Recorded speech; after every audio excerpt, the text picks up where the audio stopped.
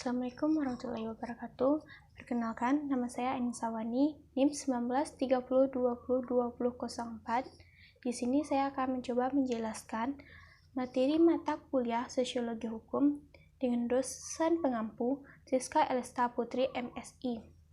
Baiklah, saya langsung saja menjelaskan kepada materi kita kali ini, yaitu aliran-aliran pemikiran yang mempengaruhi terbentuknya sosiologi hukum.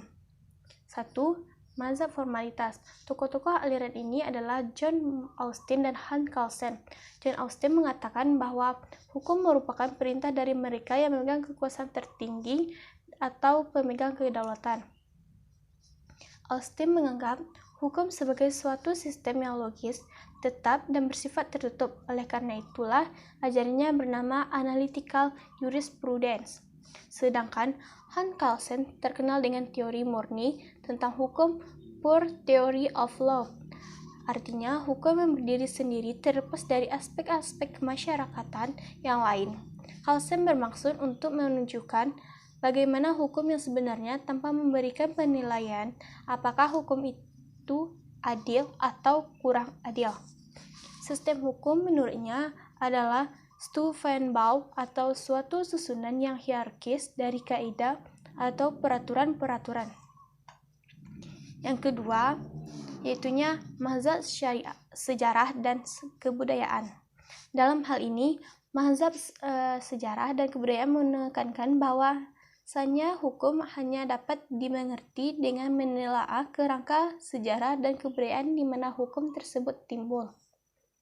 Beberapa pemikir mazhab ini antara lain Friedrich Karl von Fulkny berasal dari Jerman.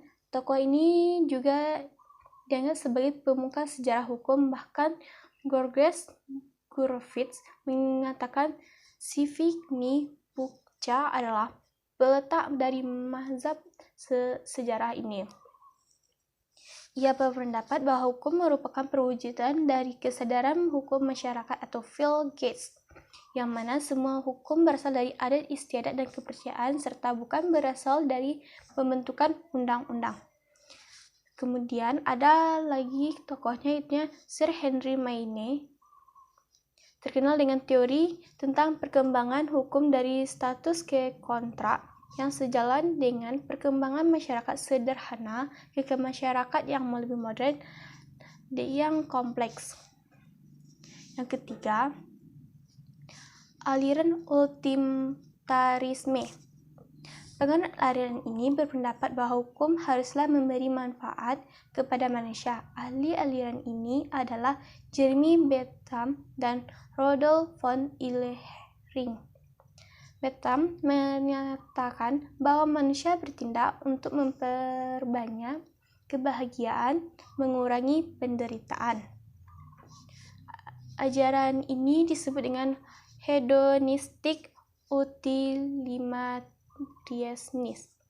Sedangkan von Ihring mengatakan bahwa hukum merupakan alat bagi masyarakat untuk mencapai tujuannya. Hukum berfungsi sebagai alat untuk mengendalikan individu agar tujuannya sesuai dengan tujuan masyarakat dan sebagai alat melakukan perubahan sosial. Ajaran ini disebut social utilitarianism. Yang keempat, aliran sociological jurisprudence. Aliran ini melihat efektivitas suatu hukum yang terletak pada kesesuaian peraturan yang dibuat dengan perilaku masyarakat.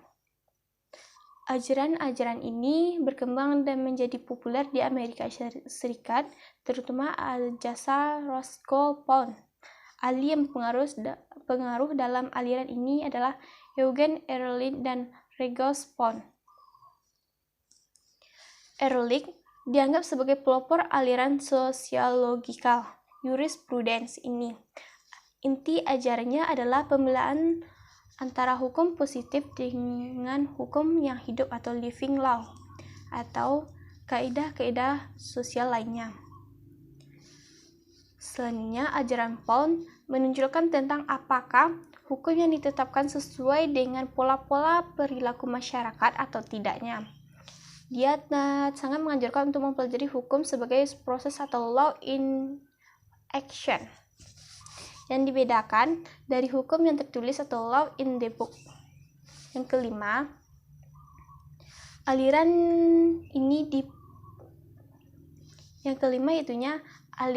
realisme hukum.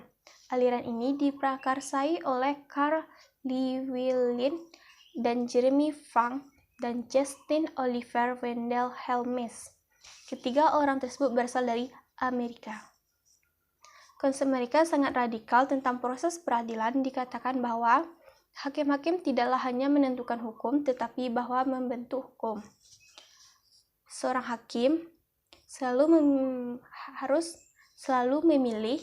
Dia menentukan prinsip-prinsip mana yang dipakai dalam menentukan pemeriksaan di pengadilan dan pihak mana yang menang dalam suatu perkara.